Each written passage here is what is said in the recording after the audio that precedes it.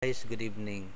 Minsan ba, bago kayo mag-comment sa isang video or may mga binasa kayong something, basahin ninyo muna at intindihin bago kayo mag-comment dahil minsan kasi ang comment niyo ang layo eh.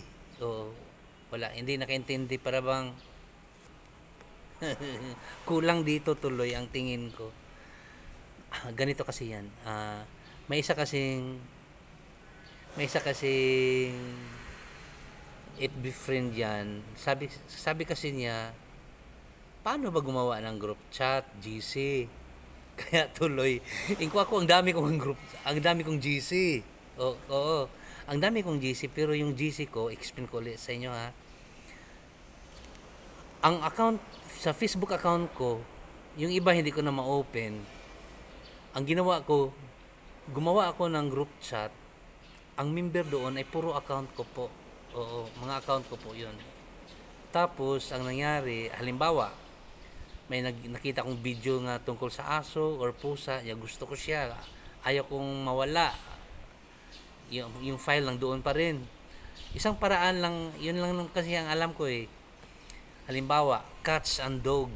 Oh, cats and dog. Tapos, ginawa ko siyang group chat. So, kahit saan ako mag-open, kung gusto ko siyang silipin, nakikita ko siya. So, halimbawa, ang topic naman ay tungkol sa mga expensive houses. Ang ganda ng mga bahay. Iano ko rin yun. Halimbawa, nice houses, expensive properties. I-group chat ko rin yun. Pero, sabi ko nga, sarili ko rin lang group chat yun. Walang ibang tao na member doon. Ako lang po. So, dalawa na. Halimbawa, mga files sa sa agency ko, mga files, mga ganito, basta mga papers na galing sa agency namin, pina-file ko po yun din doon. Ang title naman doon, Bluman Agency Records. O naka-group chat siya, pero ako lang po ang kabukas doon, walang ibang tao, ako lang po. Tapos halimbawa,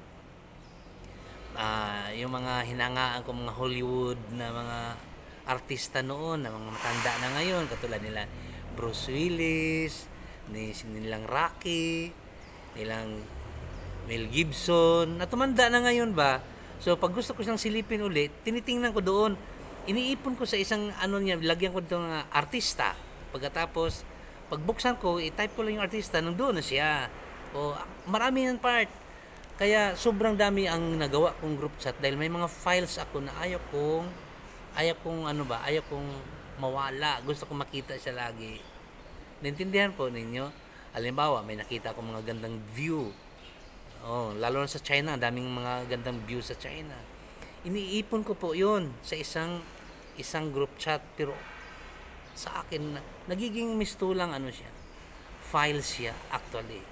Pero sa pamaraan na group chat, pero walang ibang taong member doon kundi ako lang po. Sana na-gets ninyo.